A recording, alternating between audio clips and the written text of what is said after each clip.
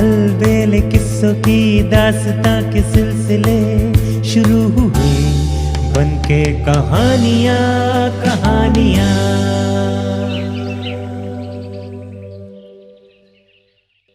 आइए सुनते हैं आज की कहानी, झूठी कहानी। एक बार एक राजा के दरबार में बताया गया कि नगर में एक मजेदार कहानीकार रहता है।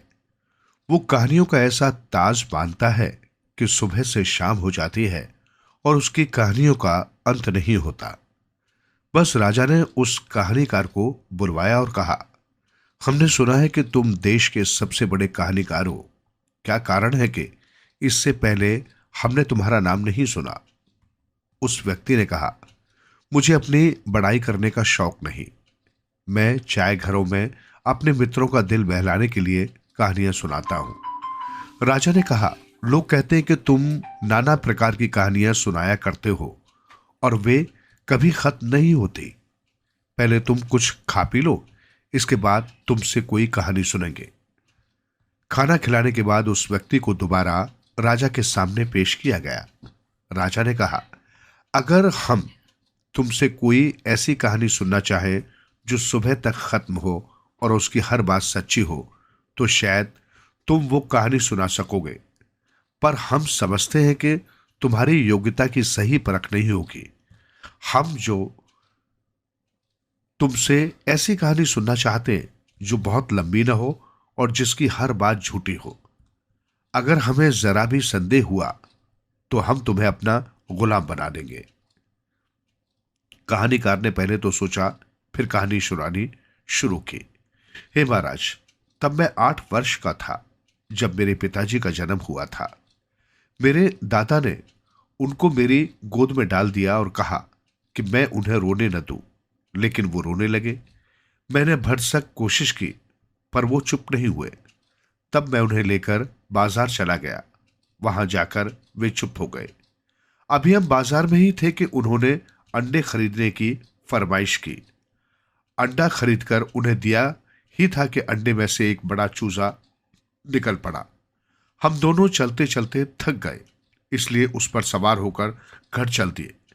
घर पहुंचते पहुंचते वो चूजा इतना बड़ा हो गया कि बिल्कुल ऊंट लगने लगा।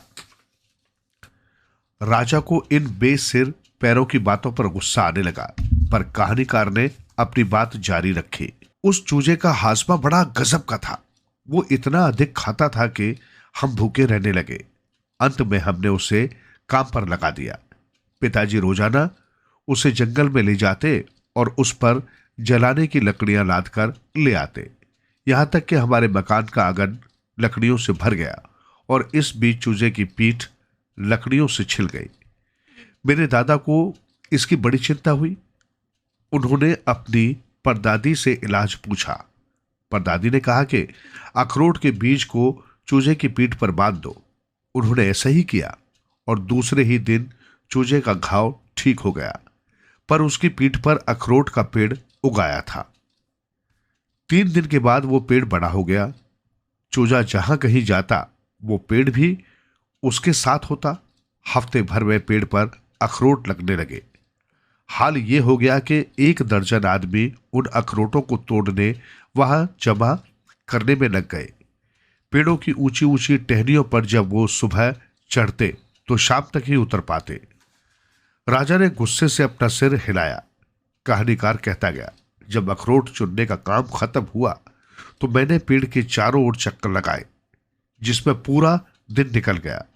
जब मैं वहां से जाने लगा तो देखता क्या हूं कि वो चूजा पेड़ की टहनियों पर बैठा है। मैंने जमीन से एक ढेला उठाया और उस पर दे मारा। वो ढेला ऊपर ऐसा गया कि नीचे आया ही नहीं। उसने फैलते फैलते सारे पेड़ की चोटी को घेर लिया। मैंने देखा कि पेड़ की चोटी पर कोई 40 एकड़ जमीन खेती के लिए तैयार हो गई है। फिर दादा और मैंने उस जमीन में तिल के बीज बोए, लेकिन 1 महीने के बाद पता चला कि एक दाना भी नहीं उग सका। दादा ने मुझे और मेरे पिता को चोटी पर से तिल के सारे बीज निकालकर लाने को कहा। 1 घंटे के बाद हम दोनों बीज निकालकर ले आए, लेकिन बीज गिनने पर पता लगा कि एक बीज कम है। दोबारा उस बीज की तलाश में चल पड़े। रास्ते में देखा कि एक नन्ही सी चींटी बीज को खींचे लिए जा रही थी। मैंने बीज को पकड़ा, पर चींटी ने उसे नहीं छोड़ा। हम 3 साल तक लड़ते रहे। अंत में तिल के दाने के 2 टुकड़े हो गए और उसमें से इतना तेल निकला कि बहते तेल का दरिया बन गया और किसान उसमें नौका चलाने लगे। सहसा एक तूफान आया। मैं और पिताजी दादा के दांत के सुराख में घुस गए। कोई 30 वर्ष कम 50 दिन वो तूफान जारी रहा। अंत में हमने दांत से बाहर झांका तो धूप निकली हुई थी और हम हवा में लटके हुए थे।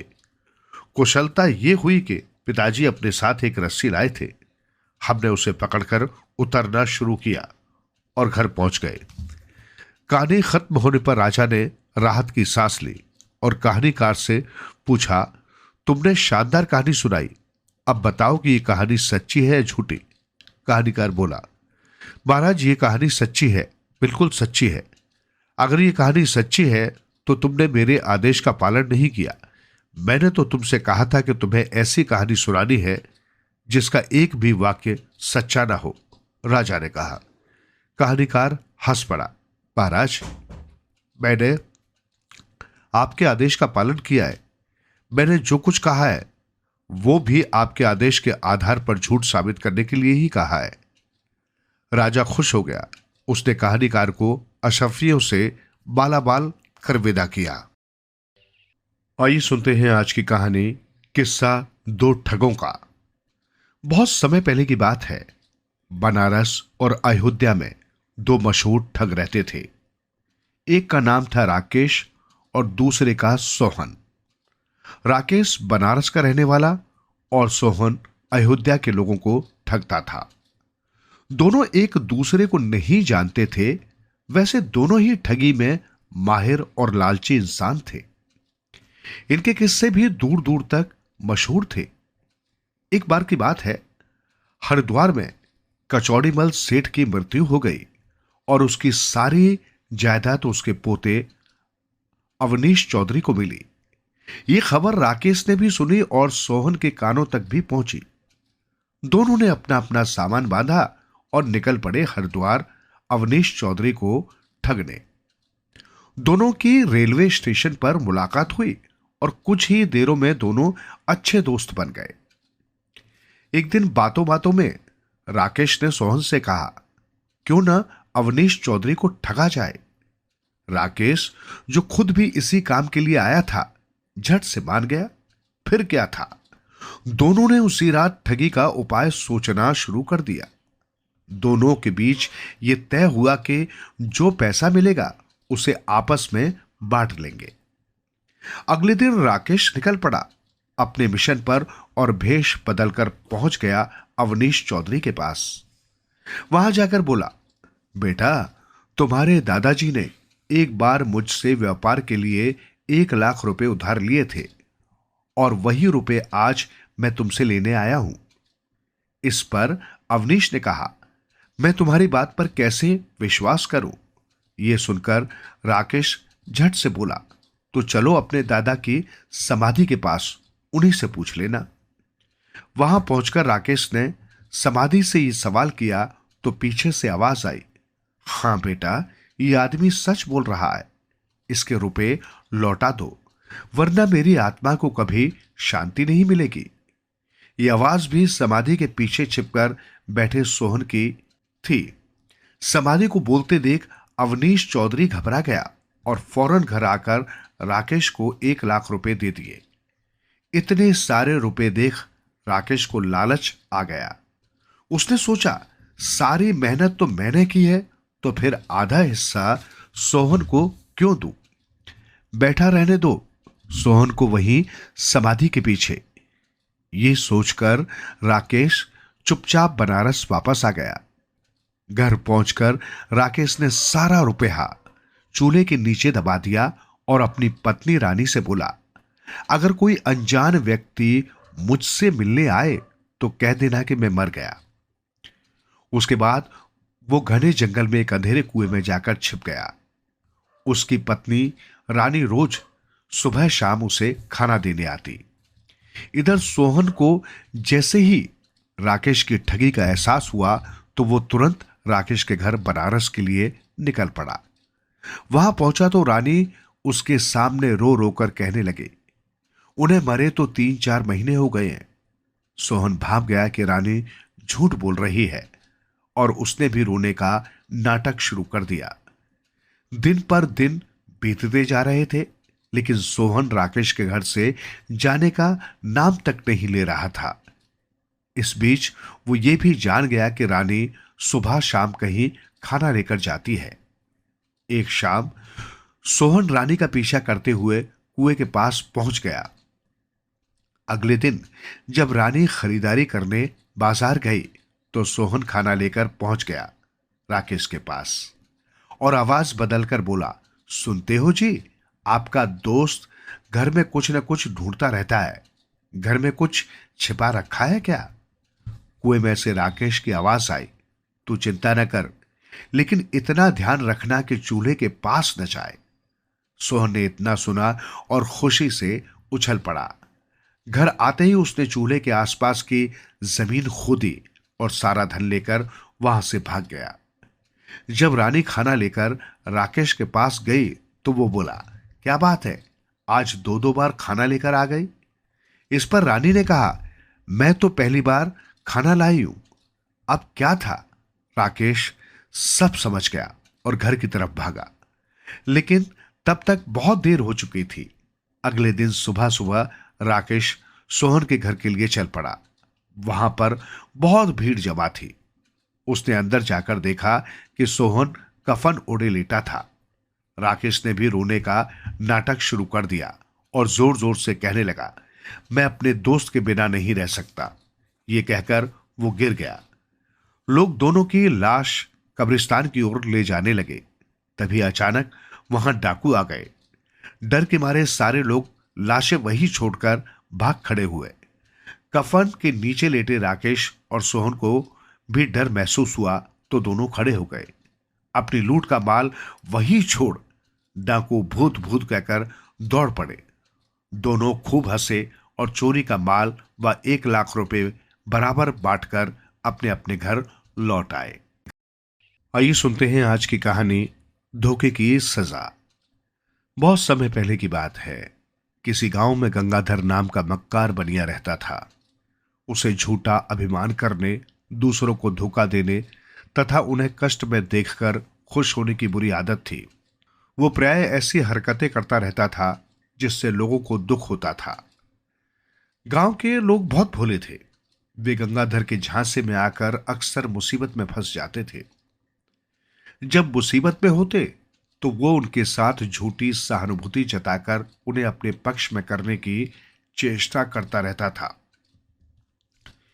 एक बार गंगाधर राजधानी में गया और काफी दिन बाद लौटकर गांव आया। राजधानी में जमीन का एक सौदा करके उसने काफी धन कमाया था। उसने गांव के लोगों को रुपयों की पोटली दिखाकर कहा कि इतना धन वो राज दरबार में कुत्ते बेचकर लाया है। अगर तुम लोगों में से कोई राजा के दरबार में अच्छी नस्ल के कुत्ते ले जा सके तो राजा तुम्हें काफी धन और सोना दे सकता है। गंगाधर की इस बात को कुछ लोगों ने तो नहीं माना, लेकिन अधिकांश लोगों के मन में धन कमाने की लालसा जाग गई।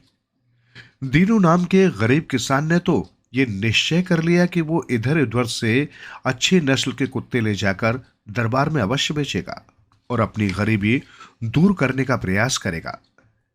किंतु समस्या ये थी कि दीनू के पास इतना भी धन नहीं था कि वो 20-25 कुत्ते खरीद सके। कुत्तों के जरिए धन कमाने की बात जब दीनू ने अपनी घरवाली को बताई तो उसने सुझाया कि उन्हें अपने खेत के बैलों की जोड़ी को बेचकर कुत्ते खरीद लेने चाहिए। दीनू ने ऐसा ही किया। उसने अपने बैलों की जोड़ी, जिसकी परवरिश भी वो मुश्किल से कर पा रहा था, बेच दी और उससे जो पैसे मिले उससे 25 कुत्ते खरीदकर उन्हें बेचने के लिए राज दरबार की ओर चल पड़ा। राजा के दरबारों ने दीनू को राजमहल के रास्ते में ही रोक लिया। उसे बताया कि यहां कुत्ते नहीं खरीदे जाएंगे। दीनू को ये जानकर घोर निराशा हुई। उसने राजा के लोगों से कहा कि मैंने अपने खेत के बैलों की जोड़ी बेचकर कुत्ते खरीदे थे। अगर मेरे कुत्ते नहीं बिके तो मैं बर्बाद हो जाऊंगा। परंतु उसकी मजबूरी पर किसी ने ध्यान नहीं दिया। इस पर दीनू ने अपने कुत्तों को महल के सामने एक पेड़ के नीचे खड़ा कर दिया तथा स्वयं जोर जोर से रोने लगा। शाम तक किसी ने उस पर ध्यान नहीं दिया। संयोग से शाम के समय राजा छत पर घूमने निकला तो उसने दीनू को रोते देख लिया और उसे महल में बुला भेजा। दीनू ने रोते हुए कहा, महाराज, रूपगढ़ गांव के बनिए गंगाधर ने मुझसे कहा था कि आप मेरे कुत्तों को खरीदकर काफी धन तथा सोना देंगे। अतः मैंने अपने बैलों की जोड़ी बेचकर कुत्ते खरीद लिए और आपके दरबार तक ले आया। राजा चतुर और दयालु था। उसे यह समझने में देर नहीं लगी कि गंगाधर नाम का कोई व्यक्ति मक्कार है। उसने भोले भाले दीनू के साथ धोखा करके उसे मुसीबत में डाल दिया है। अतः दीनू को सांत्वना देते हुए राजा ने कहा, घबराओ नहीं, हम तुम्हारे कुत्ते अवश्य खरीदेंगे। राजा ने दीनू के सभी कुत्ते खरीदकर उसे ढेर सारा धन और सोना दिला दिया। दीनू खुश होता हुआ गांव लौट आया और सबसे पहले उसने गंगाधर को ही इसकी सूचना दी। बोला, भाई जी, आपने मुझ पर बहुत बड़ा उपकार किया है कि मुझे कुत्ते बेचकर धन कमाने की युक्ति बताई। देखो, राजा ने मुझे कितना सारा धन और सोना दिया है।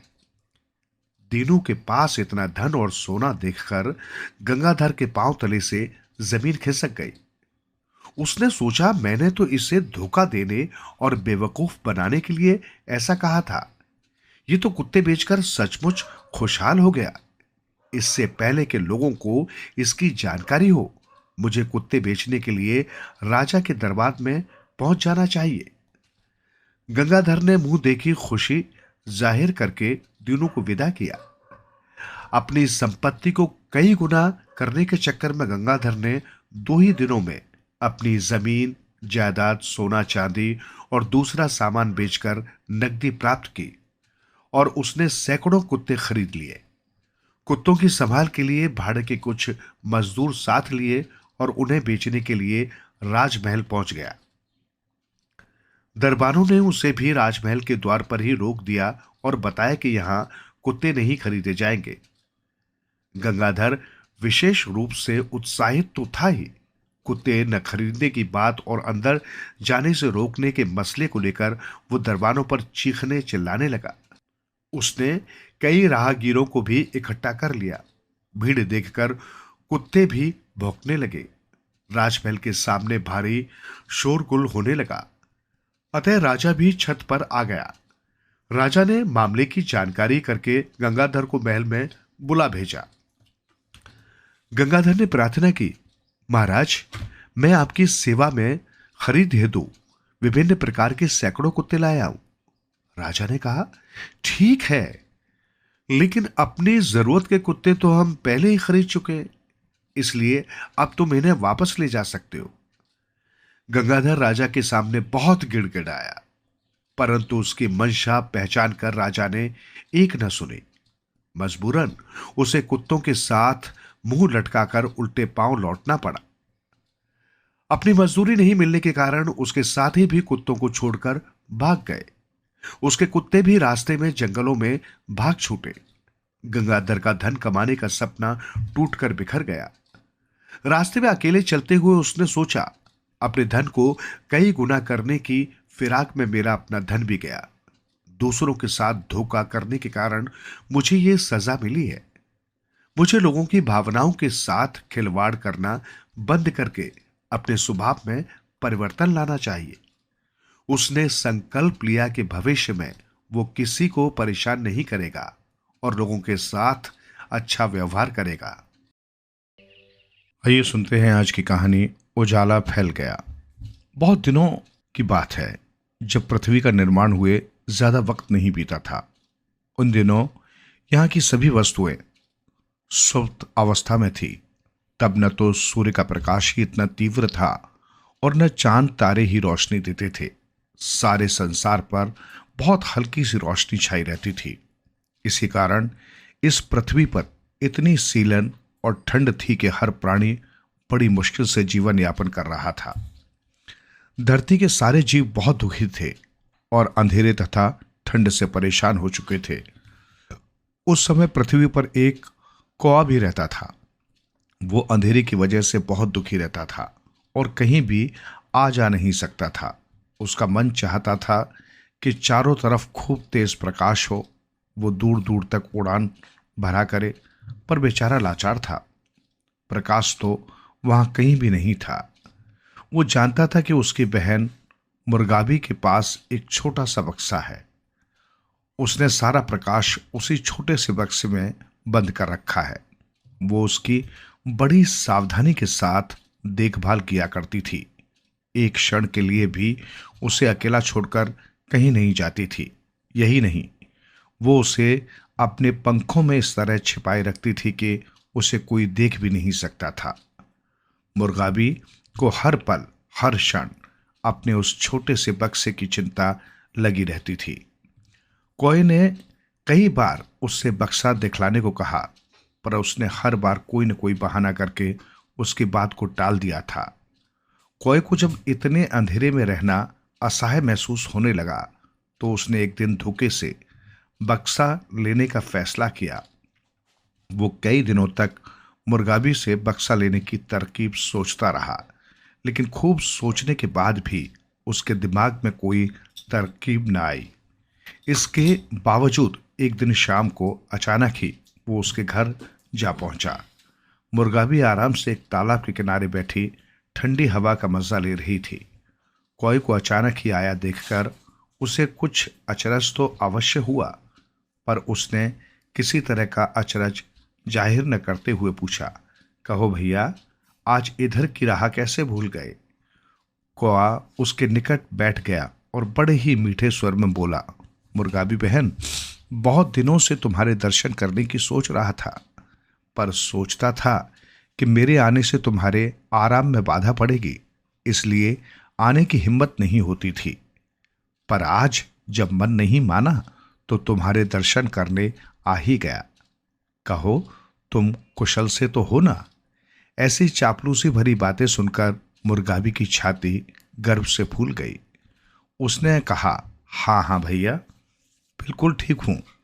मैं भी दरअसल तुम्हारे बारे में ही सोच रही थी कि इतने दिन गुजर गए, मेरा भाई मुझसे मिलने क्यों नहीं आया? खैर, पहले तुम आराम से बैठकर भोजन करो। मुर्गाबी ने बड़े अपनेपन से उसे भोजन कराया। भोजन करने के बाद कौवा बोला, आज तो मैं स्वाद में इतना खाना खा गया कि ठीक से बैठा भी नहीं जा रहा। चलो थोड़ी दूर चलकर घूमी आए, इससे खाना भी हजम हो जाएगा और सैर भी हो जाएगी। मुर्गाबी ने घूमना स्वीकार कर लिया। कौवा उसे लेकर जंगल में ऐसी जगह की तरफ चला जहां बहुत से कांटे बिखरे हुए थे और बहुत ज्यादा अंधेरा भी था। दरअसल प्रकाश देखने की उसके मन में एकाएक ही एक तरकीब आ गई थी। उसने सोचा था कि गहरे अंधेरे में जाकर वो पांव में कांटा चुभने का बहाना करेगा, फिर उसे निकालने के बहाने मुर्गाबी से प्रकाश दिखाने की प्रार्थना करेगा। परंतु हुआ इसका उल्टा ही। वे दोनों जब जंगल में घूम रहे थे तो अचानक ही एक कांटा मुर्गाबी के पांव में घुस गया। मुर्गाबी ने दर्द से चिल्लाकर कहा, ओह मैं मरी, कौवा भैया मेरी सहायता करो। कौवे ने पूछा, मुर्गाबी बहन क्या हुआ, तुम इस तरह चिल्ला क्यों रही हो? दर्द से तड़पते हुए मुर्गाबी ने कहा, मेरे पांव में कांटा चुभ गया है, मैं दर्द के मारे मरी जा रही हूं, मेरी मदद करो भैया। कौवे के दिमाग में तुरंत ये बात आ गई कि प्रकाश देखने का ये अच्छा अवसर है। अगले ही क्षण दुख प्रकट करते हुए उसने कहा, कांटे से तो तुम्हें वास्तव में ही बहुत दर्द हो रहा होगा, दिखाओ कहाँ लगा है कांटा, मैं उसे अभी निकाल देता हूं। मुर्गाबी ने कौवे को कांटा दिखाया, पर वहां इतना अंधेरा था कि उसे वो दिखाई ही नहीं दिया। थोड़ा बहुत दिख भी रहा था, मगर कौवे ने जानबूझकर कहा, अरे मुर्गाबी बहन, मुझे कांटा दिखाई नहीं दे रहा, तुम अपना बक्सा खोलकर थोड़ी रोशनी करो ताकि उसके प्रकाश में मैं कांटा निकाल सकूं। दूसरा कोई रास्ता नहीं था, इसलिए मुर्गावी ने अपना बक्सा निकाला और धीरे से उसका थोड़ा सा ढक्कन खोल दिया।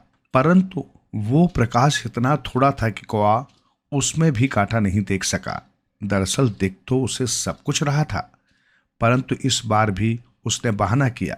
उसने कहा, प्रकाश और ज्यादा करो, अभी तो मुझे कांटा बिल्कुल भी दिखाई नहीं दे रहा है। कहते हुए चालाकी से उसने मुर्गावी के पांव में कांटा और अंदर घुसा दिया। अब तो मुर्गावी और तीव्रता से चीख उठी, ये कांटा जल्दी बाहर निकालो, मेरी तो दर्द के मारे जाने निकली जा रही है। परंतु कौआ टस से मस नहीं हुआ। उसने कहा, अगर तुम्हें कांटा निकलवाना है तो इस बक्से का ढक्कन और ज्यादा खोलना पड़ेगा। ढक्कन खुलने पर ही यहाँ प्रकाश फैलेगा और तभी मैं आसानी से कांटा निकाल पाऊंगा। इस बार उसने कांटे को थोड़ा और अंदर घुसा दिया। अंत में बेबस होकर मुर्गावी ने पूरी तरह अपने बक्से का ढक्कन खोल दिया। ढक्कन खुलते ही चारों तरफ तीव्र प्रकाश फैल गया। तब कौए ने बड़ी सरलता से मुर्गावी के पांव का कांटा निकाल दिया। कांटा निकालने के बाद मुर्गावी ने सारे प्रकाश को फिर अपने बक्से में बंद करना चाहा, परंतु प्रकाश इतना फैल गया था कि वो फिर से उसे बंद नहीं कर सकी। इस प्रकाश को देखते ही कौआ बहुत प्रसन्न हुआ और बोला, अब इस प्रकाश को समेटना बहुत कठिन है मुर्गावी बहन, अब ये पूरे संसार में फैल चुका है। तुम भी अब इसका लालच छोड़ दो और पूरे संसार को इसका आनंद लेने दो। इस प्रकार पूरे संसार में प्रकाश फैल गया। आइए सुनते हैं आज की कहानी, सलीका। एक किसान था, उसके खेत में अनाज नहीं हुआ था। राजा को कर देने के लिए उसके पास पैसा नहीं था। उसने सोचा कि राजा से मिलकर प्रार्थना करनी चाहिए ताकि वे कर माफ कर दें। वो राजा से मिलने गया। राजा ने पूछा, क्या चाहते हो, मेरे पास किस लिए आए हो? बहुत ही विनम्रता पूर्वक किसान बोला, महाराज, मैं विधवा हो गया हूं। राजा जोर से हंस पड़ा, पूछा, तुम विधवा हो गए हो, इसका क्या मतलब? किसान ने कहा, आपके पिता मर जाएं तो आपकी मां विधवा हो जाएगी ना, उसी तरह। ये उत्तर सुनकर राजा को क्रोध आ गया। उसने किसान को कारागार में डलवा दिया। उसका अपराध था अशुभ वचन कहना। किसान के घर वालों को ये बात मालूम हुई। किसान का बड़ा भाई बोला, छोटा भाई मूर्ख है, राजा को ऐसे नहीं कहना चाहिए था, उसे बात कहने का सलीका नहीं आता, मैं उसे छुड़वा लाता हूं। बड़ा भाई राजा के पास गया। राजा ने पूछा, क्या चाहते हो, मेरे पास किस लिए आए हो? किसान का बड़ा बेटा बोला, महाराज, मेरे छोटे भाई को आपने कारागार में बंद करवा रखा है। वो तो मूर्ख है, उसे बोलने का सलीका नहीं मालूम है। ऐसे मूर्ख को क्षमा कर देना चाहिए, क्योंकि मूर्ख को सजा देने वाला भी मूर्ख समझा जाता है। राजा को इस भाई की बात पर गुस्सा आ गया। इसने मुझे मूर्ख कहा, उसे भी कारागार में बंद करवा दिया। उसका अपराध था, उसने राजा को मूर्ख कहा था। बड़े भाई का पुत्र बोला, मेरे पिताजी और चाचा जी को बोलना नहीं आया, राजा को ऐसा नहीं कहना चाहिए था। मैं जाकर दोनों को छुड़वा लाता हूं। और उस किसान के भाई का पुत्र राजा के पास गया। राजा ने पूछा, क्यों आए हो? बेटे ने बड़ी विनम्रता पूर्वक राजा से कहा, महाराज, मेरे चाचा जी और पिताजी आपके कारागार में बंद है, उन्हें बात करने का सलीका नहीं आता। जैसा आदमी हो वैसी बात करनी चाहिए, क्योंकि राजा, बाजा और बंदर चढ़ाने से चढ़ते हैं, ये बात वे भूल गए। इस बार फिर राजा को गुस्सा आ गया। इस लड़के ने राजा की तुलना बंदर से कर दी। लड़के को भी कारागार में बंद कर देने की आज्ञा राजा के सिपाहियों को दी। अब सारा गांव जमा हुआ। मुखिया ने कहा, उन मूर्खों को राजा ने कारागार में बंद करवा दिया है। अब हम राजा से प्रार्थना करें कि उन मूर्खों को छोड़ दें। गांव के लोग तैयार हुए। गांव में एक साधु महात्मा रहते थे। वो समझ गए कि गांव के सारे लोग वही मूर्खता करेंगे और उन सब को राजा कारागार में बंद करवा देंगे। साधु महात्मा ने गांव वालों को समझाया कि आप राजा के पास न जाएं। मैं राजा को समझाकर सबको छुड़वा लाता हूं। कहीं ऐसा ना हो कि आप सभी लोग कारागार में बंद हो जाएं। और साधु महात्मा राजा के पास गए। राजा ने पूछा, कैसे पधारे महाराज? साधु ने कहा, महाराज, हमारे गांव के 3 किसान आपके कारागार में बंद हैं। ऐसी मूर्खता करने वालों को मौत की सजा दी गई होती तो भी कम समझी जाती, लेकिन राजा प्रजा का पालक माना जाता है। प्रजा बालक के समान होती है। बालक बहुत बार मूर्खता करता है, तब बड़े उन्हें प्रेम से समझाते हैं, एक आध थप्पड़ मार देते, लेकिन घर से नहीं निकाल देते।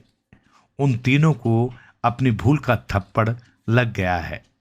आप बड़े हैं, वे तीनों मूर्ख बालक के समान हैं। तीनों को आप छोड़ दें, यही आपसे मेरी विनम्र प्रार्थना है। राजा को बात उचित लगी और उसने तीनों को छोड़ देने की आज्ञा दे दी।